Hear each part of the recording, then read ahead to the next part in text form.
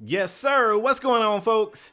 It is KspadeTheProspect, back today with a brand new Madden 20 video. This is my Face of the Phins series where I have taken the Miami Dolphins, drafted the face of the franchise, and I'm working on rebuilding this team from a team that not many people want to rock with to the most powerful team in all the land.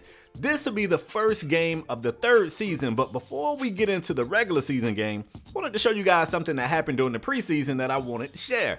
Now, I don't show any preseason games because I don't play preseason games like most people would. I use that opportunity to try new plays, and I don't really kick field goals or punt. I just do wild stuff, right? But if you guys have been following the series, you know in the free agency period, we picked up Alex Mack, who is an OG offensive lineman. He still has a superstar development trait. He came in being one of the best offensive linemen on the team. We also leveraged a lot of pieces to move up in the draft to get a bookend that we felt like was going to anchor our offensive line for years to come. Alex Mack came into the office, said that he was very pleased with the young guy and wanted to take him under his wing. And I had never seen this storyline before or anything, like this happen. I thought it was cool as hell. And he came back the next week, said some more things about the Rook, and boosted the Rook's awareness by 3. So I wanted to make sure I showed you guys that, because we got to keep an eye on Collins, man. Like, we leveraged a lot to move up in the draft. I feel like we leveraged a lot to get this guy. So I want to keep an eye on it, right? So the next part of this video, we have to set our goals for the season. Again, if you've been following this series, last season we went uber aggressive and said we would make the postseason, and we made the postseason. Well, I can't fathom a way that this team this year isn't better than the team that we made it with last year. So if we did it last year, surely we got to do it this year. So that's exactly what we did. So before we get into the game, man, the defensive coordinator comes into the office. He wants to know what our plan is going to be for handling JJ Watt. I love that this is the first game of the season because we were eliminated from the postseason last year to this very same Houston Texan team. And one of the things that destroyed us was the amount of pressure they put on our offensive line. They destroyed our quarterbacks. They destroyed our running game. Like, we just could not block those guys. So we spent the entire offseason focusing on our offensive line, and we get to start this season playing against the same team. What a great way to measure how much better we got, right? I'll meet you guys down on the field. Let's get it.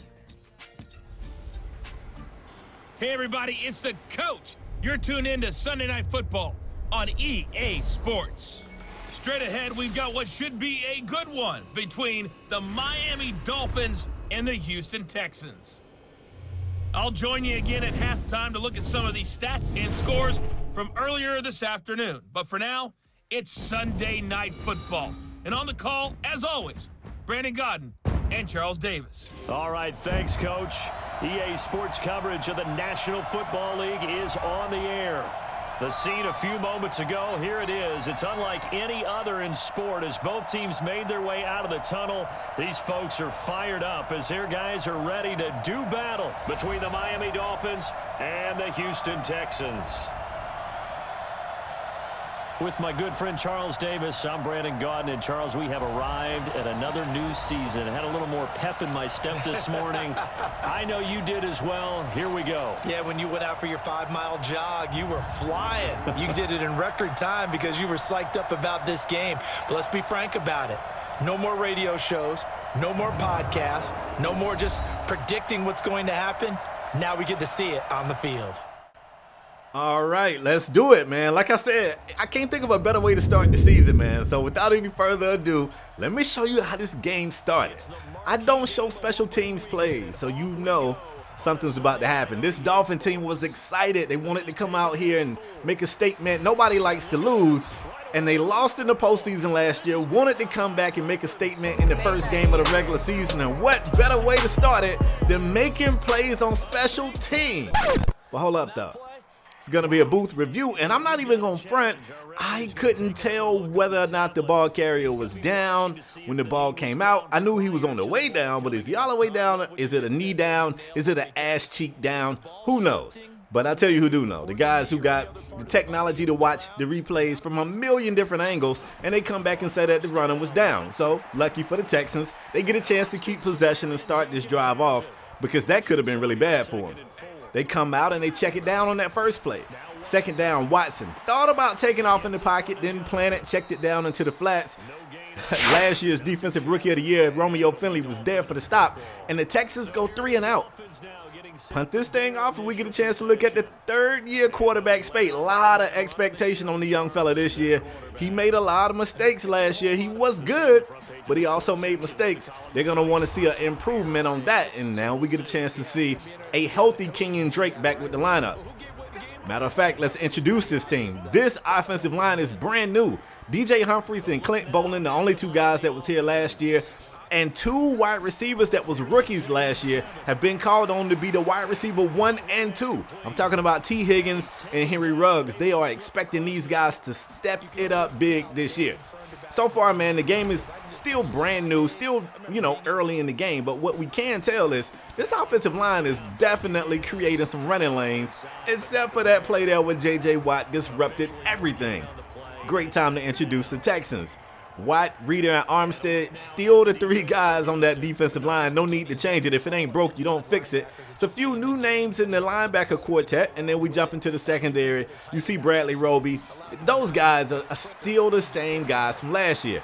2nd and 10, you see Spade try to hook up with Higgins. He couldn't hold on to it. That brings up a 3rd and 10 where Spade throws it into the hands of the defender. That's that tunnel vision. This is the stuff they're hoping he shakes this year. Now, granted, this is the first game of the year. I don't know how much, in a groove these players are right now, so I'm not going to judge them too bad on that interception. More than anything, I just want to see how he bounces back. The Texans offense comes out thanks to the interception. They start this drive with great field position. We get a chance to see Julian Okwara make not 1 but 2 huge plays on this drive, and he sets the Texans up to settle for 3. And I'm sure they're happy with the 3, but when you take over with that type of field position, they were hoping to get into the end zone. Spade runs back onto the field after turning the ball over last time. That led to the only 3 points of the game so far. And the coaching staff comes out and said, look, these guys can't stop the run. Why deviate from it? They go back to Kenyon Drake, who is gashing this Texan defense. 2nd down later in the drive for Spade. Checks it down to Jakeem Grant. They're going to call on Grant a lot this year. And so far, it's still early in the season, of course, but so far, Grant's looking like he's ready. He is ready, and he was the guy that I had question marks about. 1st and 10 for Spade, dancing around in the pocket to buy enough time to get it to T. Higgins. That's Higgins' first catch of the season. They come back on 3rd and long. Spade goes across the middle to Grant, and this is what I'm talking about. This is a 5'7" receiver making those kinds of catches. 4th and short, the Dolphins elect to go for it. You see some pre-snap adjustments by Spade. I don't know if they're running or passing. They drop back. Everyone is covered. Spade throws it up for Higgins, who couldn't hold on to it. Those are the types of plays they want to see him make. But again, it's the first game of the season. I don't want to indict anybody off of 1 game. And the coaching staff clearly trust the young man to even make a gutsy call like that. They could have kicked the field goal and tied this game up at 3 apiece. We're here in the 2nd quarter, man. It's still a 3-0 game. The Texans go empty backfield for this 3rd and long. Watson drops back, quick pass, checking it down to Duke Johnson, and the defense was right there. They on that boy back like a shirt. He can't handle it. Dolphins offense back on the field. Why not keep going to Kenyon Drake? Drake closing in on 50 yards rushing on just 7 carries. He's getting everything he wants and some. And speaking of those 2 young receivers, here's Henry Ruggs with a big-time catch, moving the chains. Later in that drive, the play-action pass, Spade across the middle. Look at Grant. How is this little dude doing this, bruh? How? Gotta be hard, man. You can't look at these dudes and, judge them on visuals alone. 2nd down, they go back to the run because why not? It is working. This offensive line is kicking ass, and Kenyon Drake is running the ball like a madman, and on the very next play, Drake gets in the end zone. Touchdown, Miami.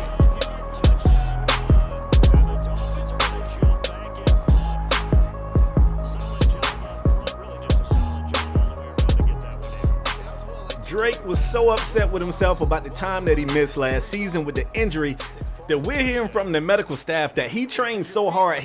They think he's stronger this year than he was before the injury. So here at the end of the first half, we got a very low-scoring defensive affair, and I'm okay with it. We got a 7-6 football game, 1 touchdown, an extra point from Miami.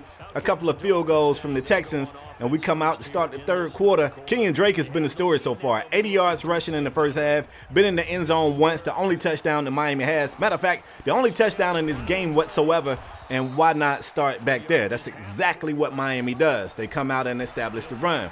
Third and short, they go back to the air. Henry Ruggs takes the slant. Is always a threat after the catch to get more yards, and that's exactly what he does on that play. On the next play, the Texans defense lowers the boom on Kenyon Drake. He can't hold on to the pigskin, and unfortunately, that's a blemish on what was otherwise a really great start to the season for Kenyon Drake. It happens to the best of them. I'm sure he's upset with himself, but he got to bounce back. That seems to be the story of the game. There's going to be some mistakes, but how do they bounce back? 1-point game here in the third quarter. Texans put it on the ground.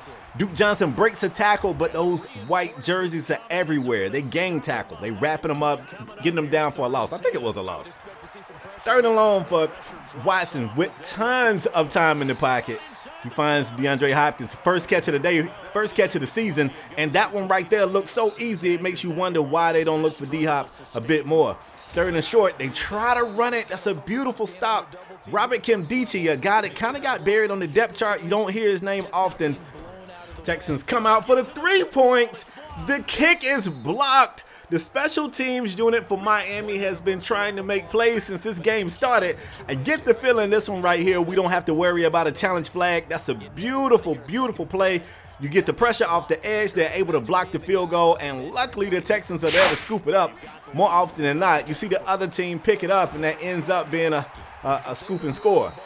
Miami offense back on the field, and I like that. The pressure was on. Spade made a quick read, checked it down into the flats. There's nothing wrong with checking it down, young man.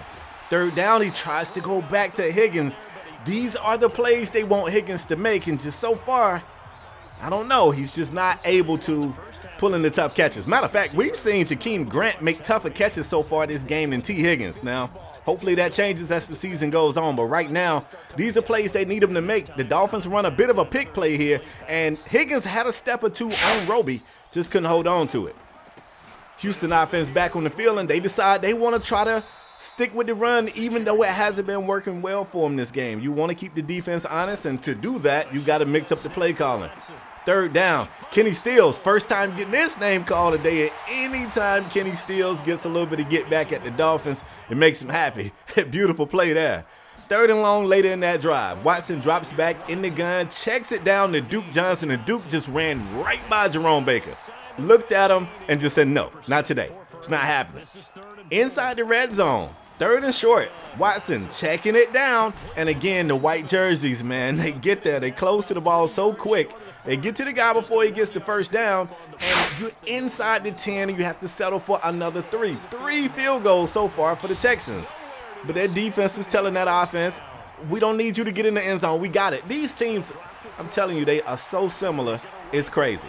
On second and long, though, Spade throws a beautiful dot to Henry Ruggs, who I thought was going to take it the distance. Somebody had a hell of a pursuit angle, because if you're trying to catch Ruggs in straight line speed, it ain't happening. It's just not happening. Spade rolls out, felt the pressure coming from his right, rolled out to the left, threw a beautiful pass, man, and Ruggs, like I said, he's a threat after the catch. Every quarterback in the league wishes they had those receivers. It's the rack yards, man. They love it. They face another third and long later in that drive, and the pressure gets to Spade here.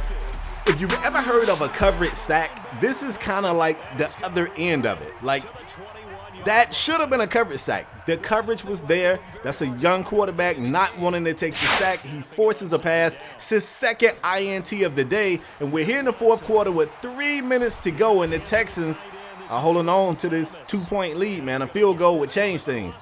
Thomas right here with the catch, goes down a bit awkwardly. They're going to get him off the field, evaluate him, make sure it's nothing too serious, and the Texans continue to drive. The man of the game has been Safarian Jenkins. He's been gashing this Miami secondary, and he comes up big for the Texans again there. Robert Kimdichie, I just spoke on this guy, makes the tackle, tackles the ball carrier and an offensive lineman. Why not? Everybody can get that work. And we have seen this play before. Beautiful interception by the Miami secondary. McCain with the pick, puts a juke on Deshaun Watson. I thought he was going to take it to the house, but again, that's a great stop. I think that's a big old lineman that caught him too, but This looks a lot like the play that Deshaun Watson threw an interception on in the postseason game when these two teams met last season. I don't know if it's film or what, but that check down pass to the left, the Dolphins are waiting on it. They are waiting on it. And this could have easily been a pick six.